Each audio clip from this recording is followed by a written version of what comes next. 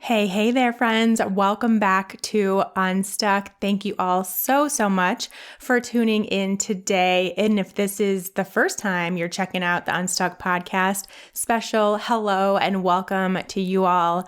Glad you hopped on over and are getting in on all the goodness we have going on around here. And of course, a huge shout out to those that have been hanging out from day one, listening to now 108 episodes of Unstuck.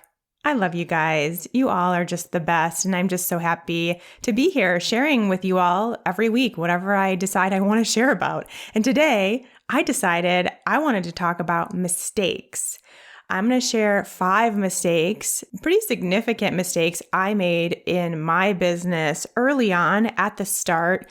At the time, I honestly didn't even necessarily realize they were mistakes or didn't think about it that much. But then now, years later, I can see how they could have been pretty major mistakes, but actually turned out to be really awesome things that propelled my business forward because I chose to make these decisions that were not good decisions, that perhaps all the business coaches out there would tell you not to do. And I did them anyway. A lot of times because I just didn't know any better. As at the beginning of my business, I was just doing stuff, just trying to make it work. So yes, we're talking about mistakes today. And I think it's probably the most important conversation that I can have with you.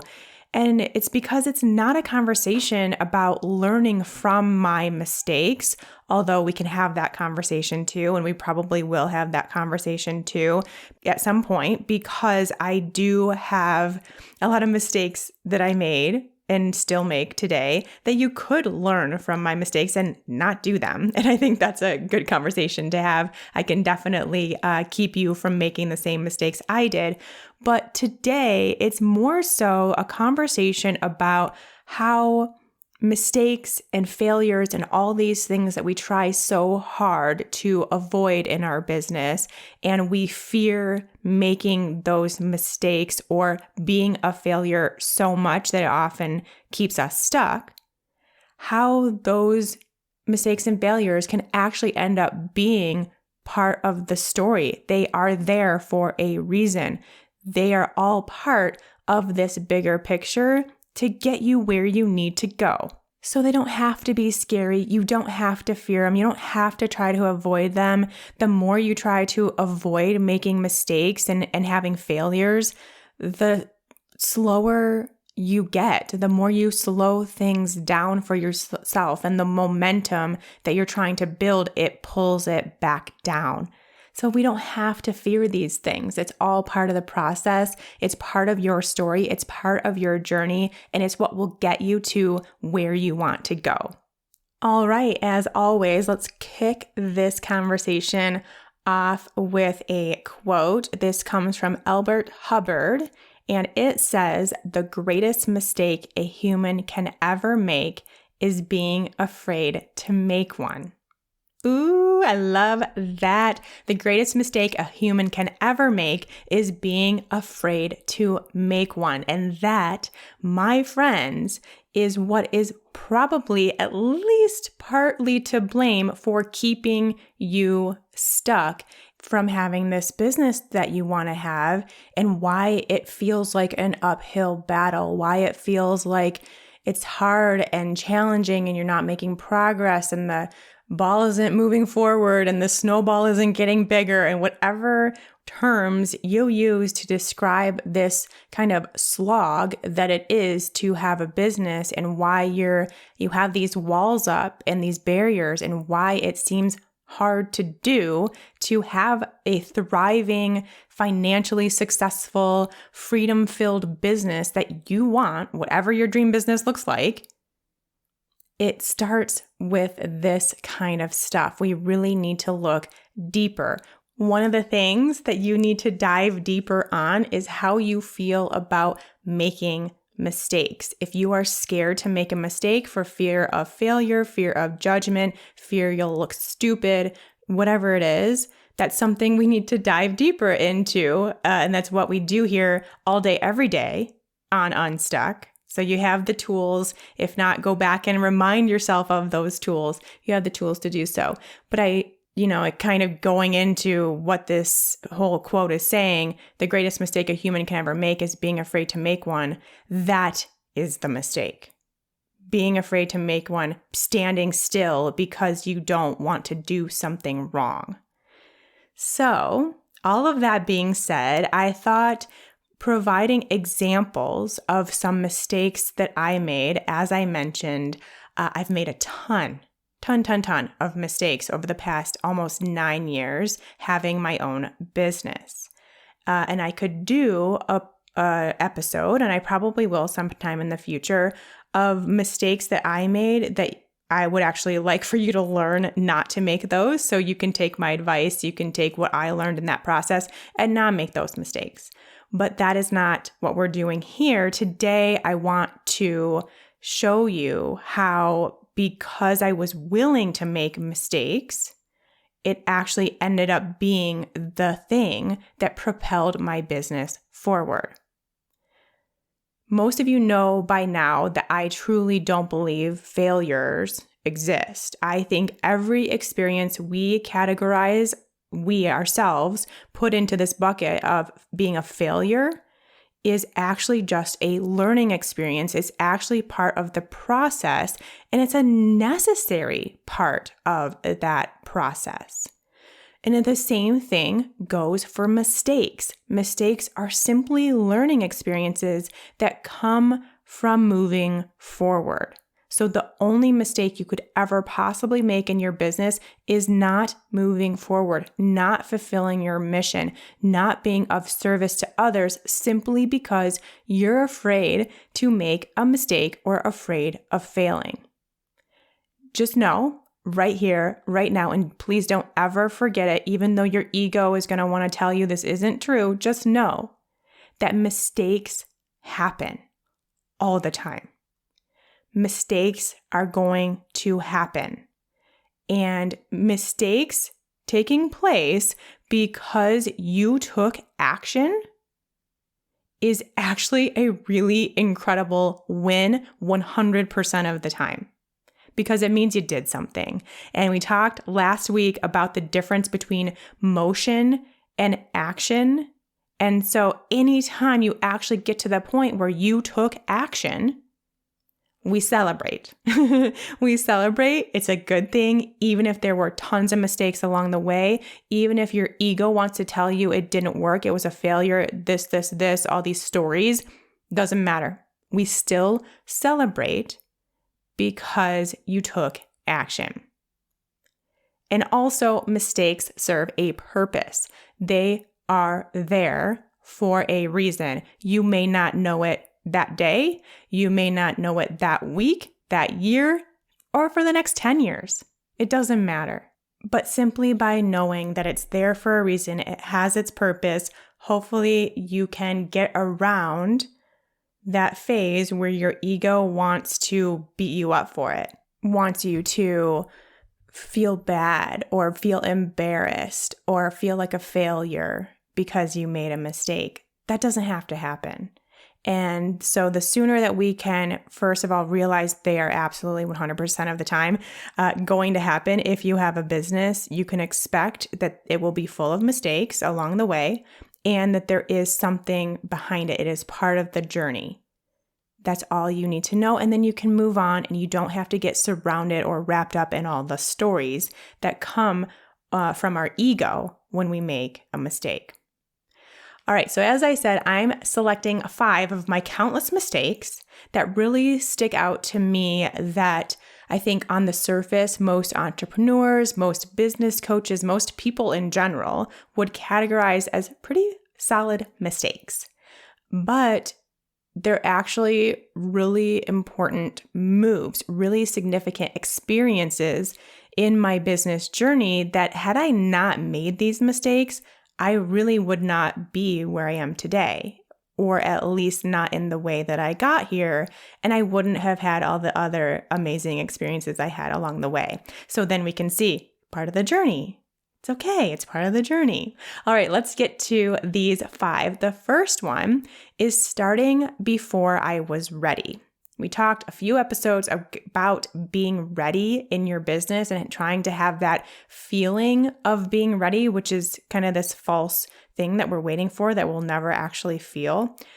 And as I've mentioned many times, I'll make sure to remind you here, I was not ready to be an entrepreneur by any imagination. I had absolutely no idea what I was doing. I didn't know anything about having my own business. I didn't know any of the rules, any of the structure, how to pay taxes, anything. I didn't know any of that. I also didn't know how I was going to get clients, how I was going to make money, how I was going to support myself, nothing. And everything I've done since then, that was in 2013, January 1st, 2013 was my official first day of having an LLC and having my own business. But everything since then, I've also done before I was ready. And if we go back to that episode, that conversation we had a few weeks ago about being ready, then, well, of course I was never ready, because that's an imaginary thing that we're all waiting to feel that doesn't really exist, especially in entrepreneurship. So things like taking clients, publishing my website, putting out my first program, my first group program, starting a podcast, posting on Instagram, all these things that I now obviously do all day, every day, all these things that I think are pretty big pieces of ingredients to you having your own thriving business, some of which you're probably doing also, even if you don't feel ready. And some maybe you're not quite there yet because you don't feel ready. But these are all pieces of the puzzle that I had to do, and I wasn't ready. If my ego had its way, I still wouldn't be ready. And that's been almost 9 years. And there's been thousands of clients. There's been over $1 million in revenue. I could easily have missed out on all of this because I was still waiting to be ready, which I could easily still be doing. So starting before I was ready was the mistake I made that then led me to actually having this business, because it would be either still not a thing and I'd still be in this job I hated, or it would be going a lot slower because I would be waiting to feel ready to take clients. I'd be waiting to feel ready to publish my website. I'd be waiting to be ready to put out a group program. I'd be waiting to be ready to start a podcast. All these waiting. Instead, I just did. And on the surface, it could look like it was a very big mistake because, those first few years were kind of a mess. I was not organized. I wasn't charging enough. I didn't know how to organize myself appropriately to get ready for my taxes and paying my taxes. All these things that, I could have put into place beforehand, and then maybe it would have looked on the outside like I was more ready, but it didn't matter. That's not the purpose. That's not it. And what that would have done would have just made me waste more time, not fulfilling on my purpose for being here. And I personally feel like time is really short. I know when we're in the day-to-day slog of life, it feels long, but it's not, my friends. And so if you actually want to make something of this time here, spending time figuring out exactly how to report your taxes before you even start a business is not the best use of time. You can do that while you have a business on the off hours. Spend a few minutes, an hour, figuring out how to organize yourself for your taxes when you're making money. Hey, that's a pretty great idea. All right. So my next one, number 2, putting out terrible content. You guys, my content when I first started my business was alarmingly terrible, embarrassingly terrible.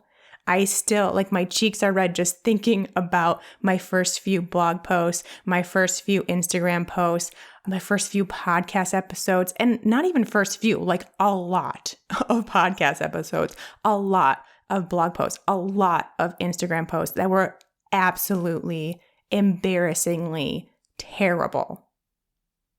I often published blog posts, sent newsletters that had typos and broken links. This was before I reread my stuff. This was before I had a Grammarly on my computer to correct me when I typed too fast, all the things. And broken links. Oh my goodness. Like I'm promoting something and they can't even click on the link to go to the thing. Like that's a pretty big mistake. But what it taught me, first of all, as far as putting out terrible content, it taught me to just put out the content because it takes, and this may not be something you want to hear, but we just got to be real. It takes a lot of content to get people's attention. Very rarely are you going to have someone be like, yes, I want to work with this person. I cannot wait until she's taking clients or opens up her program, just because they saw one blog post or heard one podcast episode or saw one Instagram post or even 5 or 10 or 100. It takes a lot of content. And so I just had to start creating it. I had to start building up this content so that I could get used to it, so that my future clients could get used to me posting content and could start seeing my vibe, even if there were broken links, even if there were typos. And we'll talk about that in a second. But I had to get in the habit of it, of constantly putting out content. And this was 9 years ago, and here we are still doing the same thing because it takes content for people to understand who you are, what you do, who you help, how you help them. Can you help actually that person? There's just a lot, and it doesn't happen overnight. So for me to put out this content, even though it was awful, I still did it. And it's still up. It's still out in the interwebs, all the places. So you can find this absolutely horrendous, embarrassing stuff out there. I hope you don't. Please don't go down the rabbit hole of my website. That would be bad. But it's there. And it just put out more ways for people to connect with me. And that's what's important. It's not important how perfect it is. And that was the second thing I learned from this mistake, or the thing that really propelled me forward, was really understanding that it doesn't matter. People honestly don't care if you have a typo or two, and they don't care if the link is broken and then you have to re-email them the correct link. They really don't care that much. They don't care if your blog post has a really bad selfie of you before you knew how to take selfies. They don't care. I mean, yeah, sure, we all love to have this amazing, beautiful content with these beautiful pictures when we're reading a blog post or on Instagram or whatever. But also, if we find something to connect with a practitioner or a business owner, then it doesn't matter what those photos look like or how beautiful their blog post is, or if they have a broken link or a typo or two. We don't care because we found that connection point elsewhere through something else, whether it's their energy, their experience, their vibe, or their story and how you can connect with that. And it's a similar story to yours, all the things. So really 2 things to come out of putting out terrible content is that I got in the flow of creating content. I got more people to have eyes on my content, even though it was awful, because I just was pumping out content. And I realized it doesn't really matter. It doesn't have to be perfect. It's never going to be perfect. And you can still have an amazing business with not so great content. I promise. It's not a reason to not get started. It's not a reason to not publish by any means. Okay, number 3, going into debt. Going into debt. This one might be the most controversial, but I'm going to stick with it. Yes, I'm actually glad I went into debt. Does that sound crazy? Probably. A lot of you know by now, if you've listened to my story of starting my business, that it put me into debt. to get into business because I wasn't making enough money. I was investing in myself and in my business. I wasn't charging enough. I didn't have a full roster of clients at certain points. And so I got into debt on my credit card and I carried that debt for a few years. And I'm actually really grateful now that I didn't let that scare me, especially since I did have so many money stories, so much baggage around money. And I definitely was taught to be scared of being in debt, to never get to a point where you can't pay off your credit card in full every month and all these things. So there were things there that I could have made it so that I didn't have any debt and I didn't invest in myself at all. But the reason I'm so grateful for that debt and for the ability to put myself into that position is that the reason I was in debt is because I was investing in myself and my business. So that included things like hiring a business coach, which completely changed the trajectory of my business when I did that. And things like signing up for several different software and systems to take my business fully online and fully to the next level. That those investments, my goodness, I just can't even imagine where I would be if I didn't make those investments and if I had stressed myself out so much about putting something on my credit card that I wasn't necessarily going to be able to pay back right away. I don't even know where I would be today. And so, I'm not, please, right here, right now, let me tell you, I'm not telling you to go into debt. I'm not telling you to not worry about your credit card and not being able to pay it. I'm not a financial guru by any stretch. But what I'm saying here is just see a lot of entrepreneurs and actually a lot of people who aren't starting their business and aren't going after their dreams because of the financial burden that they assume is going to happen. But I just can't understand how you feel that way when that investment is going to be the thing that makes you more money. It's going to be the thing. It's going to pay itself back 10 times over, 100 times over, and really quickly. But you have to make that investment in order to get to the place where you can make that money back. So it's not going into debt for the sake of, because you bought a TV or a t-shirt or something you didn't need. Investments are different. And it's really important to know the difference in your business. And that's something for you to start looking into potentially in your own life and making sure that you are making the best decisions for you and your business when it comes to investments. And looking back at that time, it looked like I was making a bazillion mistakes a day because I was carrying this debt. But then, as a lot of you know, if you've listened to my story, especially when I hired a business coach and signed up for the software and really focused on creating this nice online business, I paid my entire debt back in 2 months and still had some left over. And I knew that. I think what happened is that my inner being knew that. And so that's why I didn't freak out about carrying this debt for a while, because I knew that was my path. I knew it was going to get me where I needed to go. And I knew I was going to be able to pay it off, and it wasn't going to be a long-term problem. And so that's where really being able to tap into your intuition and be guided by it and allow it to surpass the stories that your ego is telling yourself and make decisions from that place really helps.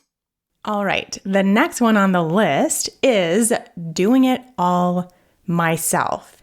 This is something that most business coaches, myself included, will tell you to not do, and not, at least not for very long. As soon as you start feeling overwhelmed, you start getting into the weeds and not spending your time on the things that move the needle in your business because you're spending so much time on the behind the scenes work and work that you really shouldn't be doing. It's not the best use of your time. Start hiring it out and start delegating and get some people on your team to help where that is their specialty. But at the same time, I am really happy that I did everything myself at the beginning. And so I would kind of recommend you do the same. There's just so much to learn there. There's so much experience to gain. And it made all the difference for me to know how to do every single thing in my business. Now, if you're like me and have the type of personality that I do, it's a real challenge to not do everything yourself and to give tasks to other people. I was the girl in high school and in college that when we had a group project, I'd just do the whole darn thing and everyone else could get the A, but I didn't mind it. I preferred it that way because I had the control. Yes, this is a control thing. Yes, I do find it still playing out in my business and something I am regularly working on because I like doing everything myself, but I simply cannot. I just can't. There's just not enough energy. There's not enough time. It doesn't work that way. But when I first started, I did it all. I did all the website stuff. I edited the podcast. I did all of my design, my branding, my graphic design, which we didn't even have Canva back then. So that was a real treat. Let me tell you that. And I just did everything. And I think that was so super valuable because I had to learn how to use WordPress. I had to learn how to edit a podcast episode. I had to learn what branding even meant and what I actually needed to think about when it came to my branding. And I wouldn't have done that. I don't want to keep doing that, but it does help me to know all of the inner workings of my business from the get-go. And then now, as other people are doing those things, I still can comprehend. I still have a grasp on what is actually happening behind the scenes. I have a standard for it to live up to because I've been there, I've done it myself. And it really makes you feel like this complete entrepreneur when you know what's going on with your business, even if there are other people doing it. And a funny story, just to really show how terrible I am at delegating, although like I said, working on it. But the only reason I actually hired my first assistant was because she reached out to me. She was a listener of the podcast at the time. This was way back in the day. I was still only doing one-on-one clients, but I had so many. And if you are in this stage of business and you've done one-on-one work, you know how it feels like you are juggling 1,000 different balls at one time and making sure everyone has their paperwork and everyone's scheduled at the right time and everyone's questions are answered and just there's a lot to do. And I was doing it all myself and I was at pretty much a full schedule, still doing all of that myself. And I don't know, somehow she knew that. I don't know if I mentioned it in the podcast or if she could just tell by how drained I sounded. But she reached out to me and just asked if I needed help with anything. And I basically immediately said yes.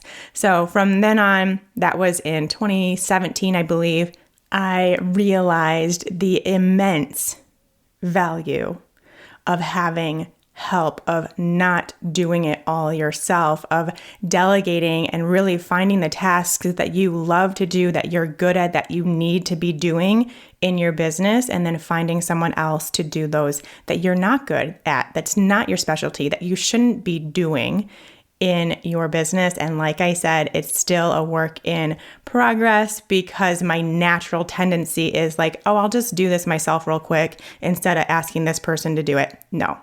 I check back in, I remind myself of what I really need to be focusing on in my business, where my energy is best spent, and I head there and let the experts on that part of my business do their thing. And it just always feels so good. And like I said, I do highly recommend that you start delegating and you get other people that can help you as soon as you can. Definitely way before you're ready, way before you think you can afford it, because that is how you will afford it, is by having help. But I do see so much immense value, and I am so glad that I did it all myself at the beginning, because I learned so much that now I will forever have those skills. So if for some reason something happens and I do need to edit my podcast, I can do that. If I do need to fix something on my website, I can do that. So much value in that experience. And I think this is the last one. Yep, the last one, number 5, is saying no to big opportunities. This is where the conversation of creating boundaries and protecting your energy comes into play, because it is so hard to do as an entrepreneur, especially as you start growing and people start knowing who you are, knowing your name, knowing your specialty, and you start getting all the invites to be on all the podcasts and in all the summits and all the things. But I don't want to talk about that today, which I will definitely do another episode about that kind of situation. But this is more so a conversation for the new entrepreneur, because it's just different.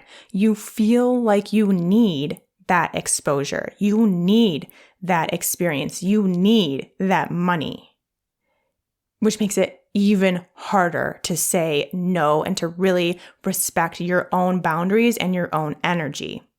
I will fully admit that I was not great about this, especially when it came to my boundaries with my time and my schedule and the hours I made myself available for clients. Not so great at that out of the gate. I was making myself available way too often. I was working 6 days a week. I was getting up at 5 in the morning. I was working till 8 o'clock at night sometimes. It was crazy. And that is a mistake that I would like you to learn from and not do that to yourself. But we're not talking about that today. We'll save that conversation. But I have always been very in tune with my energetic boundaries, meaning what was or was not a good use of my energy. What would drain me or my energy? What would be worth the energetic investment? Like, yeah, it would drain me. Yeah, it would take all of this out of me, but it would be worth it. I said no to some pretty big opportunities that, again, any business coach would say I was nuts. And that was a huge mistake. There was one particular case I remember where I was invited to be a part of a pretty big summit, which is when kind of one host gets a bunch of people together and does these little mini interviews, and it goes out to all the people's email lists. And so you get a bunch of exposure and blah, blah, blah. I said no. And I think it was I don't know if it was my first summit invite ever. I think it was maybe my second or third. And I said no. And I had no idea. I couldn't put my finger on why it didn't seem right, why I didn't want to do it. It seemed like they were going to be talking to me about a subject I was really interested in, and it all seemed great. But I said no. And then come to find out, once the summit was released, I looked into it, and a big theme of the summit that was not made known to me was a topic that I did not believe in and that I found very actually damaging and harmful. And I ended up being so glad that my name was not associated with that work. So it ended up, again, my intuition guided me to say no to a big opportunity that just would not have put my name where I wanted it and would not have led in a good direction for me. So it ended up being great. And I've also said no to several clients. Like I've had clients who've offered to pay me more when I said no, and who just really wanted to work with me and would pay me extra to say yes. And I still said no because I knew it wasn't a match. I knew it would drain me beyond what I was willing to release to my clients. Because if you take one-on-one clients, and especially in the wellness space, you take one-on-one clients, it is an energetic drain. And a lot of times it's very much worth it. And then we have to do our own self-care and our own things to get back that energy. But I knew these clients, that wouldn't be the case. It wasn't a good exchange. And I still said no, even though I needed the money, even though they were willing to pay me more. And that, that's so tempting when you do need the money. You don't know where you're going to get your next paycheck to pay the bills and all that stuff. And you're kind of scraping by, which is what I was doing for several years. I still said no. And going back to the summit, I was asked to do that summit when I had a very low following. I didn't have very many subscribers to my newsletter or followers on my Instagram or anything like that. And so on the surface, like what a great way to build that stuff up. But I still said no. So just please know that staying true to yourself, trusting your intuition, respecting your energy, creating boundaries for yourself and upholding them will always be the win. Again, even if that ego is telling you you should do it, or even if the peanut gallery, someone in your, like your spouse or your partner or your friend or your mom or somebody who's involved in your business that you kind of run things by, even if someone else is saying it would be a great opportunity, you should do it, you can't say no. If it doesn't feel right, there's a reason for that. It doesn't feel right for a reason. So please be aware of that. All right, that will wrap up this episode. Those are the 5 mistakes I'm actually glad I made when I started my business. As you can see, they are things that on the surface would look like a mistake, or I could definitely have viewed as a total error on my part. And I probably did. Back then I was like, oh crap, broken link. I just sent a broken link. I made such a bad mistake. I'm so embarrassed, whatever. But now I can see what was really at play there and the good that came out of it, the purpose it had. And that's what I really want you to see too. And more than anything, I want this conversation to be your cue to just keep going, to not worry so darn much about the mistakes you might make or the failures you might have, because we're all going to have them. We all do have them, and it's part of it. And if you see it that way, it's actually kind of the fun part, because you know it's going to happen. So then when it happens, you can be like, I wonder how this is actually going to play out now, because that happened, knowing that it's all the pieces of the puzzle coming together at just the right time. So if you know it's all happening for you, not to you, then it can actually be kind of fun and be like, oh yeah, that was totally just a failure, just a mistake I made. I wonder how this is going to play out because of that. And then you just have this curiosity instead of fear, instead of embarrassment, instead of judging yourself, and just think in terms of the vibration of your business, how that would shift things when you come at it with curiosity and acceptance when a mistake happens, instead of judging and fear and, talking yourself out of doing anything ever again, right? 2 different paths completely. And just quickly before I sign off, I do want to let you know I have officially set the date for the fall class of Unstuck Entrepreneur. So the start date and the first welcome call as a group will be Wednesday, September 8th. And the day to enroll is Monday, August 30th. So put that on your calendar if you don't want to miss the next round of Unstuck Entrepreneur. It's the fall class. It will be the last class of 2021. So if you don't want to wait until 2022 to have this amazing, impactful, successful, thriving business, then you got to get in. And just quickly, so everyone's aware, Unstuck Entrepreneur is for the newer entrepreneurs out there, whether you're just starting your business, you started your business, but it's not doing what you want it to do. It's not taking off how you thought it would take off. This is for you, Unstuck Entrepreneur.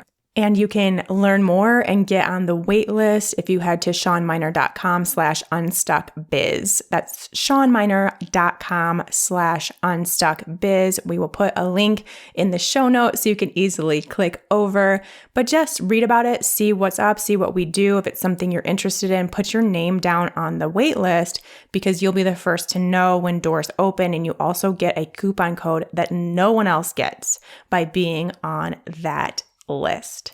Okay, my friends, that will do it for this episode. Until next time, take care. If you're like most of my clients, you followed your passion for health, got your certifications, did the trainings, and now you're excited to have your very own thriving, impactful wellness business. But how do you actually do that? It's a common position to be in, especially in the wellness space, because no one teaches you this whole business thing along the way. This trend is exactly why I'm here, a passionate nutritionist turned business coach for wellness professionals, because I'm done seeing wellness practitioners continue to play small in their business simply because they don't know the right steps to take. If you're like most wellness pros out there with a dream to start their own impactful, freedom-filled business, you've probably spent hours trying to build your website, figure out what the heck to post on social media, and taking all the courses to try to get confident in what you're doing. Or maybe just the thought of all that sends you into a puddle of stress and overwhelm. Good news, you don't need a perfect website, a killer Instagram strategy, or to be an expert to have an impactful and successful business. What you do need is a plan. The Wellness Business Blueprint is the jumpstart you need to plan, prepare, and execute on your passion for helping others without that sinking feeling of overwhelm. Because this isn't like the other stuffy, boring business plans out there. The Wellness Business Blueprint is centered around you. What feels good to you? What's right for your business, your dreams, and your lifestyle? What keeps you in alignment and your energy flowing? What allows you to stay sane and stress-free and excited in your business? Because building your dream wellness business starts with a plan that works for you. This free 15-page printable workbook will take you through my signature Flow and Grow business framework so you can create your own business vision while gaining clarity, structure, and a solid plan to move forward. Download it today and get started on your business blueprint. Head to shawnmynar.com/WBB, that stands for Wellness Business Blueprint, and get started building your dream wellness business today. Again, that's shawnmynar.com/WBB.